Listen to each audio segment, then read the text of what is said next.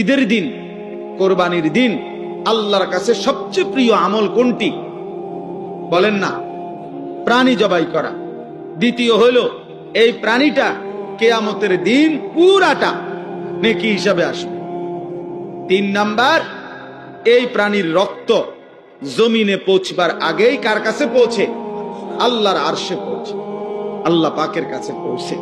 তাহলে কুরবানির মাধ্যমে এত দ্রুত গতিতে, এত শর্ট টাইমে বান্দা আল্লাহর কুরব, নৈকট্য হাসিল করে। এই জন্য এটারে কুরবান, এই জন্য এটারে কি বলে? কুরবান।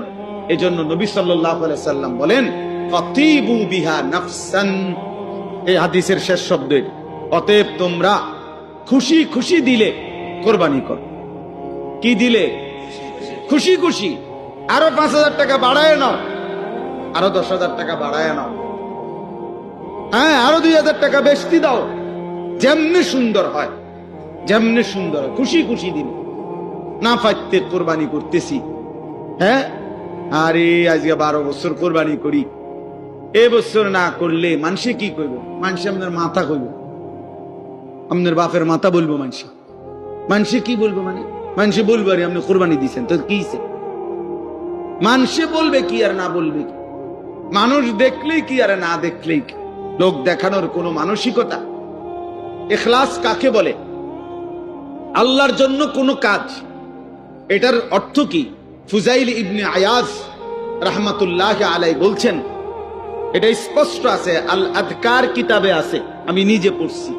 তিনি বলছেন, তারকুল আমাল লি আজালিন নাস শিরকুন ওয়াল আমালু লি আজালিন নাস রিয়াউন ওয়াল ইখলাসু আন ইউআফিয়াকাল্লাহু মিনহুমা। মানুষ কিছু বলবে এই জন্য কোন আমল ছেড়ে দেওয়া শিরক। মানুষ দেখবে, দেখুক এই জন্য কোন আমল করা, এটাও শিরক। বুঝো নাই? তারকুল আমাল লি আজালিন নাস, মানুষের জন্য ছেড়ে দিস। আমি নামাজ পড়লাম হইলে, আমি কোরবানি দিলাম হইলে, অথবা আমি এই দানটা করলাম হইলে, কিন্তু মানুষই কিতা কয় এই জন্য দিলাম না। তাহলে মানুষ কিছু বলবে বলে ছেড়ে দিল।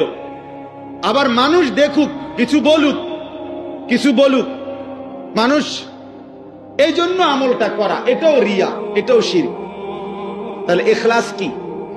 আল্লাহর জন্য হোক কি? তো তিনি বলেন, ওয়াল ইখলাসু আন ইউআফিয়াকাল্লাহু মিনহুমা, আল্লাহ তোমাকে উভয়টার থেকে রক্ষা করা, এটাই হলো ইখলাস। যে আমি মানুষকে দেখানোর জন্য করবো না, মানুষের জন্য ছাড়বো।